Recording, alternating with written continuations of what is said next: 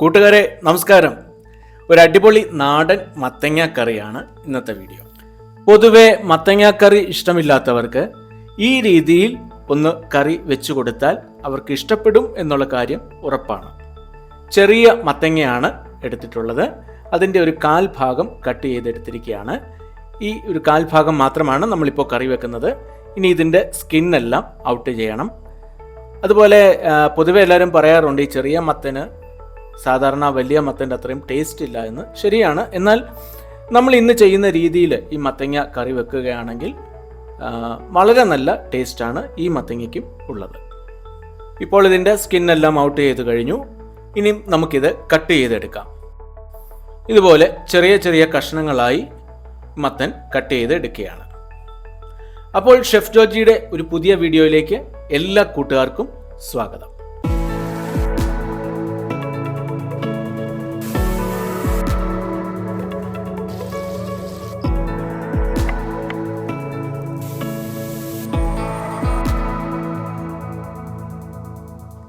മത്തങ്ങ കറി തയ്യാറാക്കുവാനായി ഒരു കുക്കർ എടുത്തിട്ടുണ്ട്.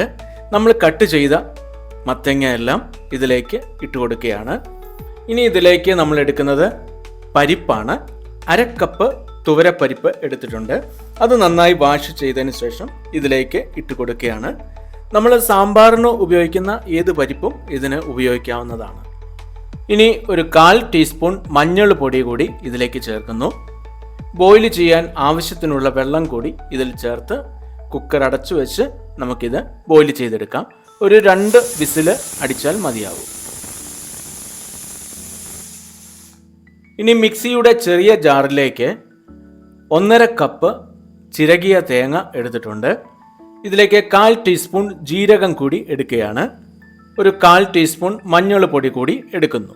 നമ്മൾ കുക്കറിൽ ബോയിൽ ചെയ്യുന്ന കൂട്ടത്തിലും 1/4 ടീസ്പൂൺ മഞ്ഞൾപ്പൊടി ചേർത്തിട്ടുണ്ട്.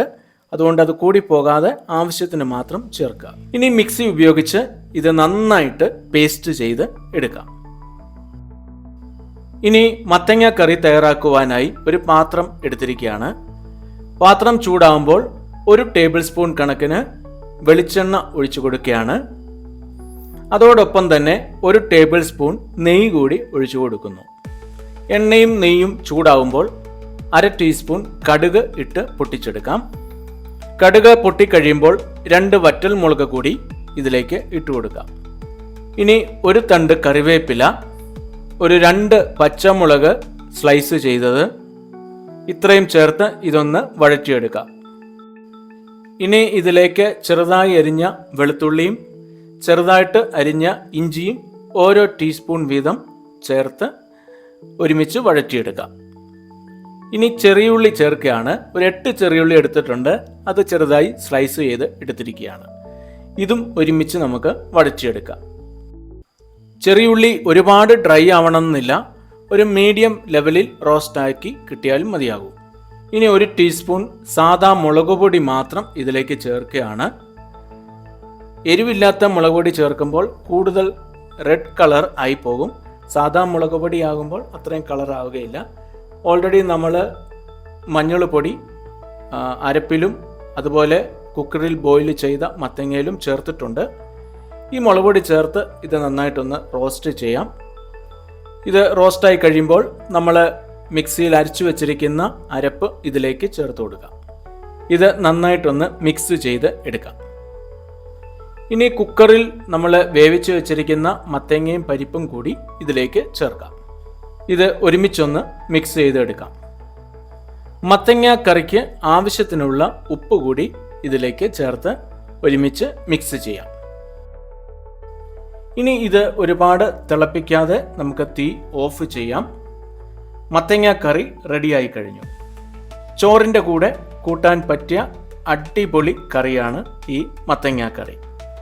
അപ്പോൾ ഈ വീഡിയോ നിങ്ങൾക്ക് എല്ലാവർക്കും ഇഷ്ടപ്പെട്ടുവെന്ന് കരുതുന്നു. ഇഷ്ടപ്പെട്ടുവെങ്കിൽ ലൈക്ക് ചെയ്യാനും കമൻറ്റ് ചെയ്യാനും ഷെയർ ചെയ്യാനും മറക്കരുത്. അതുപോലെ ആദ്യമായിട്ട് ചാനൽ കാണുന്നവർ സബ്സ്ക്രൈബ് ചെയ്യാനും പേജ് കാണുന്നവർ ഫോളോ ചെയ്യാനും മറക്കരുത്. ഷെഫ് ജോജി യൂട്യൂബ് ചാനലിലും പേജിലും പഴയ ഒരുപാട് വീഡിയോകൾ കിടപ്പുണ്ട്. അതൊക്കെ കാണുവാനായിട്ട് ശ്രമിക്കുക. അപ്പോൾ പുതിയൊരു വീഡിയോയുമായി ഉടൻ തന്നെ വരുന്നതായിരിക്കും. അതുവരേക്കും ബൈ ബൈ.